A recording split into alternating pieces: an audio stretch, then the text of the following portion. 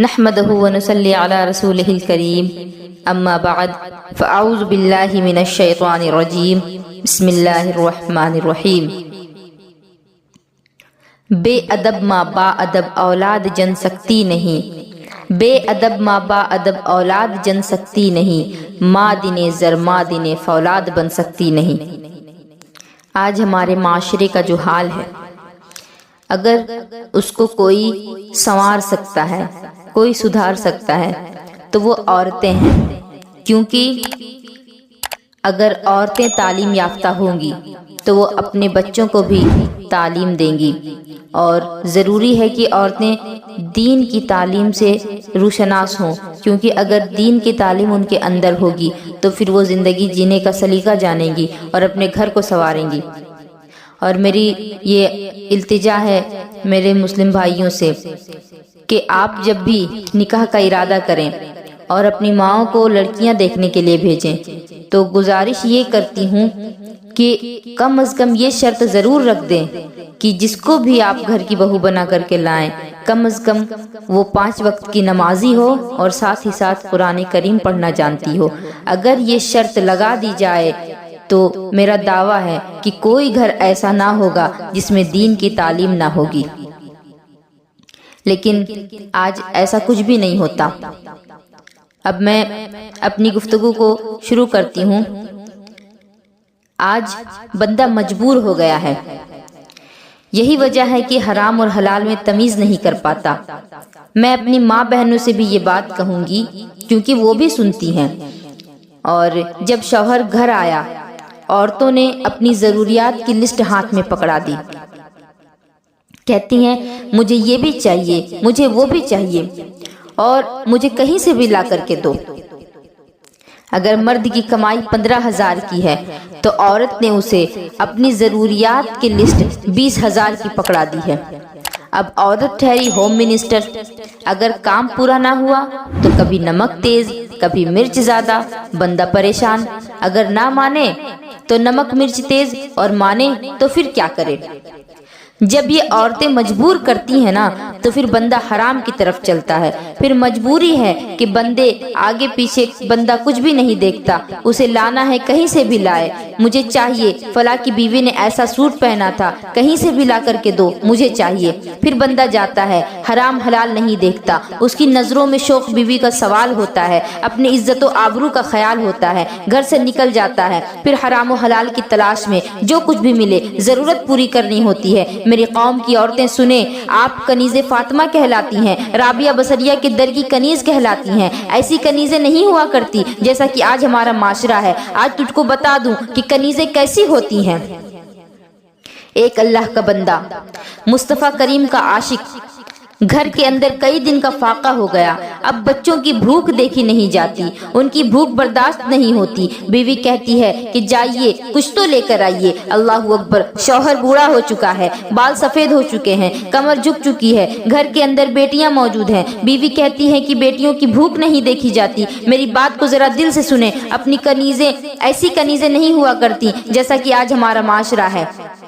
بیوی کہتی ہے کہ جائیے کچھ انتظام کریے، شوہر کہتا ہے ٹھیک ہے میں جاتا ہوں۔ جیسے ہی دروازے پر آیا، بیوی چھوڑنے کے لیے آئی، کہتی ہے کہ سنے تو صحیح۔ شوہر ٹھہر جاتا ہے، کہتی ہے جا تو رہے ہیں میرے سرتاج، لیکن لقمہ حرام کا ملے تو پھینک کے چلے آنا، حلال کا ملے تو ہی لانا، اگر حرام کا ملے تو خالی ہاتھ آ جانا۔ ہم بچوں کو ایک وقت فاقے میں دیکھنا گوارا کر لیں گے، مگر جہنم کی آگ میں اپنے بچوں کو دیکھنا گوارا نہیں کر سکتے۔ یہ بیوی ہے۔ بیوی نے کہا کہ حلال لانا۔ مجھے سچ بتائیں، اگر کسی گھر میں آگ لگ جائے اور وہاں بچے سو رہے ہوں تو اگر آگ لگی ہو تو بچوں کو نکالو گے یا نہیں نکالو گے؟ اگر بچے نہ اٹھیں تو پھر کھینچ کر کے نکالو گے، لیکن بچوں کو وہاں سے نکالو گے، کیونکہ اپنے بچوں کو اس آگ میں جلتا ہوا تم نہیں دیکھ سکتے۔ تو میرے آقا کی کنیزوں، جب آپ دنیا کی آگ میں اپنے بچوں کو جلتا نہیں دیکھ سکتی تو پھر غور کریں کہ جہنم کی آگ میں آپ اپنے بچوں کو کیسے جلنا پسند کر سکتی ہیں۔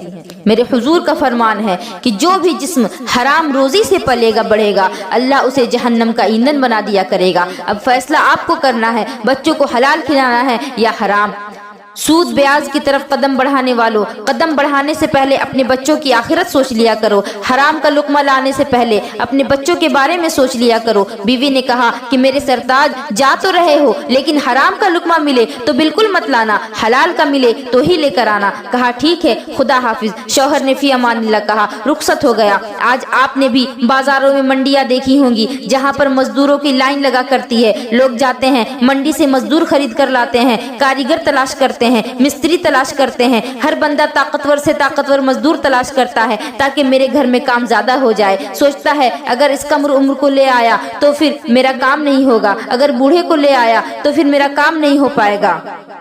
ये बूढ़ा भी थैला लेकर गया और वहां उस लाइन में जाकर लग गया कि वापस आऊंगा तो बच्चों के लिए आटा लेकर के आऊंगा, बच्चों के लिए राशन लेकर के आऊंगा। कितनी हसरतें दिल में थी जब वो चला था, जाके बाजार में खड़ा हो गया। जो भी आता जवान का हाथ पकड़ता, लेकर चला जाता। आखिर उसके चेहरे पर सफेद बाल आ चुके थे। उसने लोगों से कहा कि मुझे भी ले चलो, 10 रुपए मजदूरी कम दे देना, लेकिन मुझे भी ले चलो। लोगों ने कहा जाओ चचा, अब तुम्हारी उम्र कमाने की नहीं बैठकर खाने की है, क्या काम कर सकते हो, जाओ तुम घर जाओ और जाकर के आराम करो। उसने कहा कि मेरे सामने बच्चों की भूख है, मुझे ले चलो, 10, 20, 50 कम कर देना। लेकिन दुनिया अपने आप को चालाक समझती है। दुनिया ये सोचती है कि जिसने अक्ल से फैसले कर लिए वो सबसे ज्यादा अक्लमंद है। नहीं, कभी कभी दिल से भी फैसले कर लिया करो, कभी कभी दिल की भी बातें सुन लिया करो। हमेशा अक्ल के फैसले अच्छे नहीं होते। सबने ये सोच करके छोड़ दिया कि बूढ़ा इंसान क्या काम करेगा। जब कोई लेकर ना गया, सूरज चढ़ के आधे दिन पर आ गया, बूढ़े के कदम घर की तरफ नहीं लौट रहे हैं। घर का ख्याल आता है, कदम बोझल हो जा रहे हैं। सोचता है घर जाकर के बच्चों को क्या जवाब दूंगा, बच्चों को किस मुंह से हाल बताऊंगा।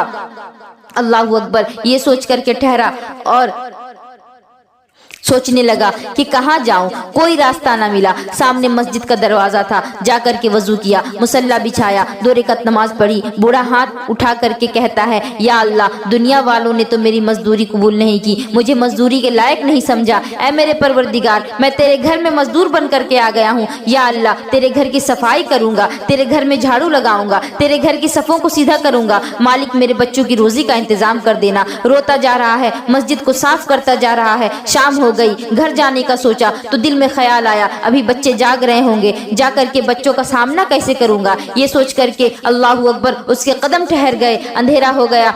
उसने सोचा कि अंधेरा होगा तब जाऊंगा। जैसे ही अंधेरा हुआ, घर के दरवाजे पर पहुंचा, दरवाजे के पास गया। बीवी पहले से इंतजार में खड़ी थी। अल्लाहू अकबर, शौहर को खाली हाथ देखा। बीवी ने ताना नहीं दिया, निठल्ला नहीं कहा, निकम्मा नहीं कहा, बल्कि शौहर के चेहरे पर जैसे ही उसने थकन के आसार देखे, मायूसी देखी, फौरन हाथ पकड़ करके ले आई, घर के अंदर लाई, बिठा करके पैर धुलाए। उसके बाद कहती है कि मेरे सरताज थक गए होंगे, थोड़ी देर लेट जाइए। जैसे ही शौहर लेटा, बीवी ने सर में तेल डाला, कोई सवाल शौहर से नहीं किया। जब लेट गया, शौहर सामने बिस्तर पर लेटा, बीवी बगल में लेट गई कि मेरे सरताज बताओ दिन कैसा गुजरा। मुझे मालूम है मेरे शौहर, आज मजदूरी कहीं से भी तुम करके आए हो, लेकिन तुम्हें मजदूरी नहीं मिली है। आज तुम ऐसे दरवाजे पर गए थे जहाँ से तुम्हें आज पैसा नहीं मिला। अल्लाहू अकबर, इतना सुनना था कि शौहर की आंखों में आंसू आ गए। शौहर कहता है, ऐ मेरी शरीके हयात, आज मैंने उस दरबार की नौकरी की है जिसकी बारगाह में देर तो हो सकती है लेकिन अंधेर नहीं हो सकती। मैंने कायनात के सबसे बड़े बादशाह के दरबार में नौकरी की है। अल्लाहू अकबर। कहा कल कहाँ जाओगे?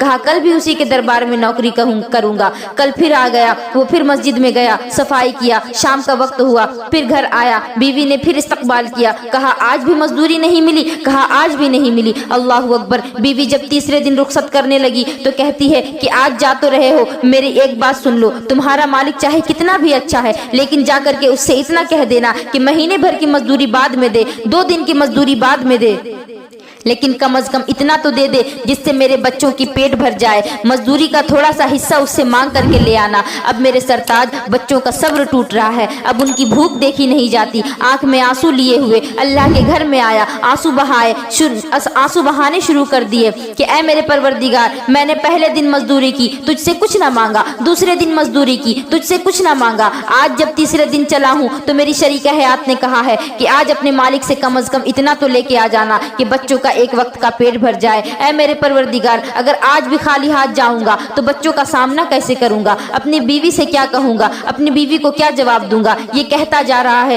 روتا جا رہا ہے، تیرے کریم سے بندے کو کیا نہیں ملتا؟ کم از کم مانگنے کا طریقہ تو آ جانا چاہیے۔ سوچے کہ جب وہ بندہ رویا، اللہ اکبر، کتابوں میں لکھا ہے کہ جب شام کا وقت آیا، بچوں کی بھوک سامنے تھی، شوہر سوچ رہا تھا کہ گھر جاؤں گا، بیوی کو کیا جواب دوں گا؟ خالی ہاتھ جاؤں گا، غیرت آ رہی ہے، اب بے خودی کا عالم تھا۔ اس نے مٹی اٹھائی اور وہ تھیلا جس کو آٹے کے لیے لایا تھا، وہ تھیلا جس کو راشن کے لیے لایا تھا، اسے مٹی سے بھرنا شروع کر دیتا ہے۔ دیوانوں کی طرح تھیلا بھرتا جا رہا ہے، تھیلا بھر کر کے چلنے لگا۔ شام کا وقت تھا، ہمت جواب دے گئی، گھر جانے کی طاقت نہ تھی، چھپ کر کے دور سے دیکھنے لگا۔ جب سب لوگ سو جائیں گے تب گھر کے اندر داخل ہوں گا۔ کیا دیکھتا ہے کہ جیسے ہی دور سے دیکھا، آنگن سے دھواں اٹھتا نظر آیا۔ جیسے ہی دھوئیں کو اٹھتا دیکھا، اس نے سوچا کہ شاید یہ میرا گھر نہیں، میرے گھر میں دھوئیں کا کیا کام؟ میرے گھر میں پکانے کے لیے تو ایک روٹی کا بھی آٹا نہیں، پھر دھواں کیوں کر ہوگا؟ کہا شاید میں کسی اور کے گھر آ گیا ہوں۔ اس نے آنکھوں کو ملا، قریب آیا، آ کر کے دیکھا گھر تو میرا ہی ہے، پھر اس میں دھواں کیوں کر ہو رہا ہے؟ دیوار نیچی تھی، اس نے جھانک کر دیکھا چولہے پہ پکوان چڑھے ہیں۔ دروازے پر دستک دی، فوراً بیوی دوڑ کر کے آئی۔ بیوی نے دوڑ کر کے شوہر کا استقبال کیا۔ شوہر کہتا ہے شریک حیات، بتا تو صحیح، پکوان کیسے؟ چولہے میں آگ کیسی؟ یہ خوشبو کیسی؟ بیوی نے کہا کہ شوہر ابھی نہ پوچھ، آ میرے ساتھ۔ ہاتھ پکڑا، بیوی نے شوہر کا ہاتھ پکڑا، اندر لے کر کے گئی۔ جا کر کے کیا دیکھتا ہے کہ پورے کمرے میں کھانے کے سامان کا ڈھیر لگا ہوا ہے، سامانوں کا ڈھیر ہے۔ شوہر کہتا ہے کہ بیوی یہ کیا معاملہ ہے؟ مجھے سمجھ میں نہیں آ رہا ہے۔ کہا سرتاج، تمہارا مالک کتنا اچھا ہے، تمہارا مالک کتنی اچھی عادت کا ہے۔ کہا کہ جب تم گئے تو اس نے اپنے نوکر کو بھیجا اور یہ سارا انتظام کر دیا۔ اس نے کہا اچھا اور کچھ بھی کہا؟ کہا ہاں، کہا کہ یہ کھانے کا سامان بھی دیا ہے اور ایک پیغام بھی دے کر کے بھیجا ہے۔ کہا کہ کون سا پیغام؟ کہا تمہارے مالک نے کہ جب تمہارا مالک گھر آ جائے تو اس سے کہہ دینا کہ وہ نوکری میں کمی نہ کرے، تمہارا مالک مزدوری میں کمی نہیں کرے گا۔ آقا کریم کے دیوانوں، فقیری، غریبی، تنگ دستی آ جائے تو حرام کی طرف مت بھاگنا، بس سیدھا اللہ کے گھر کی طرف چلے آنا۔ خدا کی قسم اس کو راضی کر لو، وہ اتنا دے گا کہ 7 پشتوں کا بھلا ہو جائے گا۔ بس حلال روزی کی تلاش میں رہیے۔ اگر بندے نے حرام کمایا تو اللہ سے توبہ کر لے، کیونکہ اللہ کی پکڑ بہت سخت ہے۔ اگر کوئی سوچتا ہے نا کہ مجھ پہ اللہ کا کرم نہ ہوتا تو میری بلڈنگ گر گئی ہوتی، تو یاد رکھیں اللہ ظالموں کی رسی کو دراز کر دیتا ہے۔ اگر تمہاری حرام کی کمائی کی وجہ سے تمہاری بلڈنگ ابھی نہیں چٹکی تو یہ مت سمجھنا کہ اللہ ناراض نہیں، اللہ نے رسی ڈھیلی کر رکھی ہے۔ اللہ کے غضب سے ڈرو، بچوں کو حلال کھلاؤ تاکہ تمہارے بچے دوزخ کی آگ سے بچ سکیں، دوزخ کا ایندھن نہ بن سکے۔ آج جدید تحقیق ہوئی تو بتایا گیا کہ معاشرہ ہمارا بگڑ کیوں رہا ہے۔ لوگوں نے بتایا کہ 80% لوگ حرام کے لقموں کی وجہ سے بگڑ رہے ہیں، جن کی روزیاں حلال نہیں ہیں، پھر ان کے خون بھی خراب ہو جاتے ہیں۔ خون خراب ہو جاتے ہیں تو معاشرہ بگڑ جاتا ہے۔ بچوں کو اچھی تربیت دو، بچے باپ کا نمونہ ہوتے ہیں۔ باپ کا علم بیٹے کو اگر نہ ازبر ہو، پھر پسر مالک میراث پدر کیوں کر ہو۔ بیٹے باپ کا نمونہ ہوتے ہیں۔ کیسے؟ آئیے میں آپ کو بتاؤں۔ مدینے کی زمین ہے، مولا علی کا شہزادہ ہے، شہیدوں کا شہنشاہ، کربلا کا تاجدار امام حسین ایک گلی سے گزرے جا رہے ہیں۔ سامنے سے حاتم طائی کا پوتا آتا ہے۔ اس نے امام حسین کا چہرہ دیکھا، ساتھ والے سے کہنے لگا کہ یہ بچہ کتنا خوبصورت ہے۔ اس نے کہا کیوں؟ بچے نے کہا کہ اس کے چہرے سے لگ رہا ہے یا تو یہ خود بادشاہ ہے یا کسی بادشاہ کا بیٹا ہے۔ ساتھ والے نے کہا کہ یہ کوئی بادشاہ نہیں اور نہ ہی کسی بادشاہ کا بیٹا ہے۔ تو پھر اس نے کہا کہ یہ کون ہے، اتنا حسین ہے؟ اس نے کہا کہ یہ حسین ہے، یہ علی کا بیٹا ہے، فاطمہ کا شہزادہ ہے، آخری پیغمبر کا نواسا ہے۔ اتنا سنا اسے اس کی دادا کی سخاوت پر بڑا گھمنڈ تھا۔ حاتم طائی کا نام تو آج ساری دنیا جانتی ہے۔ حاتم طائی کی سخاوت کا چرچا پوری دنیا میں ہے۔ اسے فخر تھا اپنے دادا پر۔ کہنے لگا اچھا میرے امام کے پاس آیا، کہنے لگا کہ تم آخری پیغمبر کے نواسے ہو؟ کہا ہاں۔ کہا تب تو تم میرے دادا کو بھی جانتے ہوگے۔ آپ نے فرمایا تیرے دادا کو جان کر کے ہمیں کیا لینا ہے، تیرے دادا سے ہمیں کیا مطلب؟ اس نے کہا کہ تم جانتے نہیں میرے دادا کی سخاوت کے چرچے پوری دنیا میں ہے۔ آپ نے فرمایا شاید تو میرے نانا کو نہیں جانتا۔ اس نے کہا اچھا تو پھر میں بتاؤں کہ میرے دادا کون ہے؟ اس نے کہا کہ بتاؤ۔ آپ نے فرمایا کہ بتا۔ کہنے لگا میرے دادا کے محل کے 7 دروازے تھے۔ کہا پھر؟ کہا فقیر آتا دروازے پر، پہلے دروازے پر آتا، فقیر کو دے دیا جاتا، پھر وہی فقیر دوسرے دروازے پر آتا، پھر اسے دیا جاتا، پھر وہی فقیر تیسرے دروازے پر آ جاتا، پھر اسے دیا جاتا، چوتھے پر آ جاتا، اسے دیا جاتا، 5ویں پر آتا، اسے دیا جاتا، 6ٹھے پر آتا۔ غرض کے 7 دروازوں سے اگر ایک ہی فقیر آ جایا کرتا تو اسے منع نہیں کیا جاتا تھا، ہر بار اسے دیا جاتا تھا۔ یہ تھی میرے دادا کی سخاوت۔ یہ نہیں کہا جاتا کہ تجھے پہلے دروازے سے مل چکا ہے، تجھے دوسرے سے مل چکا ہے، تجھے تیسرے سے مل چکا ہے، یہ نہیں کہا جاتا، بلکہ وہ جتنی مرتبہ آتا، جس دروازے سے آتا اسے دے دیا جاتا تھا۔ یہ تھی میرے دادا کی سخاوت۔ میرے امام مسکرائے، اس سے کہا کہ یہ تمہارے دادا کی سخاوت تھی؟ اب میں بتاؤں کہ میرے نانا کی کیا سخاوت ہے؟ اس نے کہا بتاؤ کہ تمہارے نانا کی کیا سخاوت ہے۔ امام حسین نے کہا کہ تیرے دادا کی سخاوت یہ ہے کہ ایک ہی فقیر ہے، دروازے الگ الگ ہیں، ایک دروازے پر آتا ہے بھیک دے دی جاتی ہے، دوسرے پر آتا ہے بھیک دے دی جاتی ہے۔ ارے جب ایک دروازے پر بھیک مل گئی تھی تو دوسرے پر جانے کی نوبت کیوں آئی؟ نوبت تو اسی وجہ سے آئی کہ پہلے دروازے پر ضرورت پوری نہیں ہوئی، اسی لیے دوسرے پر گیا، دوسرے پر گیا ضرورت پوری نہیں ہوئی، تیسرے پر گیا، تیسرے پر گیا ضرورت پوری نہیں ہوئی، چوتھے پر گیا، غرض کے 7 دروازوں پر گیا، ضرورت پوری نہیں ہوئی، اسی وجہ سے بار بار دروازوں پر آتا رہا۔ یہ تھی تیرے دادا کی سخاوت کہ ایک غریب کی ضرورت پوری نہ ہو سکی۔ لیکن اب میرے نانا کی سخاوت دیکھ، تیرے دادا کے محل کے 7 دروازے تھے، لیکن میرے نانا کا ایک ہی دروازہ ہے، پھر بھی اگر ضرورت مند آ جاتا ہے تو اتنا دیا جاتا ہے، اتنا دیا جاتا ہے کہ ضرورت پوری ہو جاتی ہے، اور ضرورت ہی پوری نہیں ہوتی بلکہ 7 پشتوں کا بھلا ہو جاتا ہے۔ اعلیٰ حضرت نے مچل کر فرمایا کہ کون دیتا ہے دینے کو منہ چاہیے، کون دیتا ہے دینے کو منہ چاہیے، دینے والا ہے سچا ہمارا نبی۔ اور میرے کریم سے اگر قطرہ کسی نے مانگا، میرے کریم سے اگر قطرہ کسی نے مانگا، دریا بہا دیے ہیں، دربے بہا دیے ہیں۔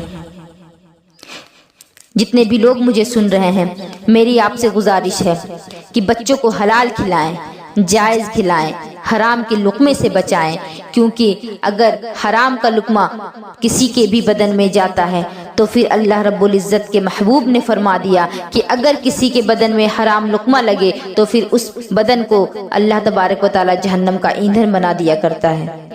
اور اس کو دوسرے لوگوں تک بھی پہنچائیں، کیونکہ نیک کام کرنے سے اللہ رب العزت خوش ہوتا ہے، اور دین کی بات پھیلانا صدقہ جاریہ کی نیت سے تو اللہ تبارک و تعالی اس کا ثواب بھی دیتا ہے۔ وما علینا الا البلاغ۔ السلام علیکم ورحمۃ اللہ وبرکاتہ۔